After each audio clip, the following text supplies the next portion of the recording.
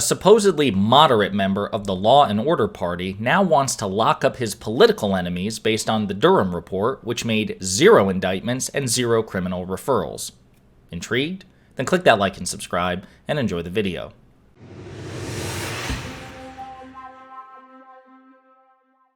So as you know, after 4 years, the hotly anticipated Durham Report has been released. According to Donald Trump and Republicans and MAGA and conservatives in general, this was going to be the game changer. This was going to unveil the crime of the century. It was going to vindicate every right-wing belief and conspiracy theory about the FBI's investigation into the relationship between the Trump campaign and Russia.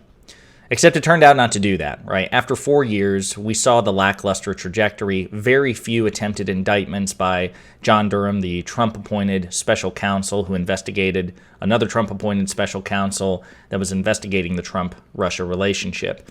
There were only like 3 indictments made during the course of these 4 years, and Durham lost 2 of them. It's a terrible win-loss record. The third one accepted a plea deal and served like a year probation or something like that. So over time, Republicans hilariously became demoralized. They went from, Durham's coming for you, Durham's going to get you, to, this Durham investigation's been a colossal disappointment. I can't believe he's so feckless. They just lost momentum. And it was hilarious, just absolutely chef's kiss. It was enjoyable to watch. But now the full report's been released, and it's 306 pages. And so now conservatives are desperate to find something out of this 4-year investment, this emotional investment, this political capital investment.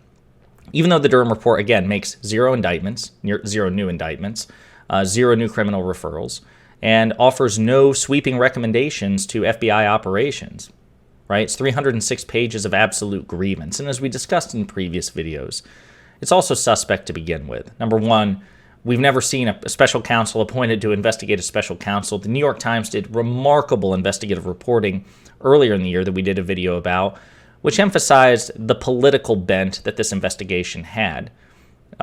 William Barr, Donald Trump's attorney general, picked John Durham specifically and put pressure on him to try to find fault with Robert Mueller's special investigation into the FBI investigation of Trump and Russia. It's politically charged from the beginning.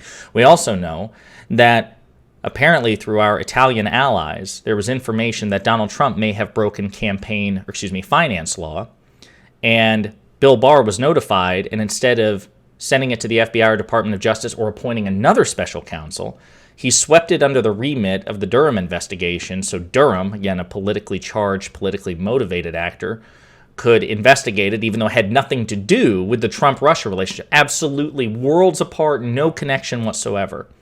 That's how desperate and political this situation is. But anyway, so conservatives left, right, and center are trying to make hay out of this, and one of them is Dan Crenshaw, a Republican congressman from Texas. Dan Crenshaw is one of the Republicans who tries to pitch himself as a moderate. He's been on Bill Maher a time or two. He's gone on CNN. He may have gone on MSNBC. I'm not sure. But he's one of those guys who's like, listen, I'm not MAGA. I'm one of those reasonable conservatives. But look at this tweet. I've never been a reactive lock 'em up type. We're already off to a bad start. Like, if that's your prelude, listen, I've never been the type to advocate for this awful thing. But I've never been a reactive type or a reactive lock 'em up type. But this Durham Report is a lock 'em up moment. We should be looking for statutes that apply to these egregious violations of public trust. If they don't exist, it's time we create them so it never happens again. So this is a sitting Republican congressman who pitches himself as a moderate in the party of law and order. He says, look, we need to lock them up. Even though the Durham Report, which is a special counsel who was given that authority to make indictments, to prosecute people for crimes. So if anybody was going to lock anybody up, Durham would be the one to do it. He tried 3 times, failed twice. Again, a horrible win-loss record, but actually, relatively speaking, very few indictments to begin with. He's like, we should lock him up. Even though Durham, the one, again, vested with the power to do it, chose not to. We should be looking for statutes that apply to the things that you assume Durham was looking for. Durham was probably also looking for statutes that apply to any sort of alleged misconduct in the report. He apparently didn't find any. And then Crenshaw goes one further, and he's like, and if they don't exist, we need to create them so we can lock them up. The person does a thing. I don't like that he does a thing. I want him to be locked up. And if there's not a law that he broke so I can lock him up, then we should create a law so I can lock them up, which I guess somehow would work retroactively. This is absurd, people. And this is from a supposed moderate. And he was being dunked on by political strategists and constitutional law professors, left, right, and center. You have Kevin Cruz. Wow, they ought to appoint a special prosecutor to look into this and decide if anyone can or should be indicted. I think John Durham is free now. See what he thinks. That, talking about what we just mentioned. Fred Wellman. He was literally appointed to do exactly what you described and didn't because there weren't any crimes. You keep finding new ways to debase yourself. They already changed the policies he recommended, but you don't care about that because it won't get you on Fox.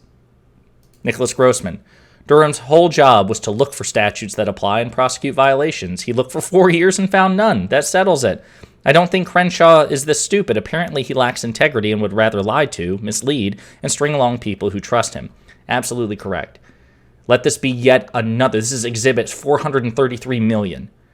There are no moderate members of the Republican Party's leadership. Sitting members of the Republican Party at the federal level, there are no moderates. And if there are moderates, they have an obligation to step up and prove it again and again and again. Vote for some Biden policies, for a start, Biden legislation.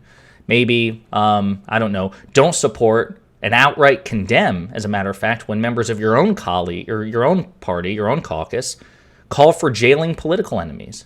Maybe do that. The Republican Party is not a moderate party. If there are moderates, they are few and far between, and they are doing their damnedest to try to hide from the public so they don't get punished by their base.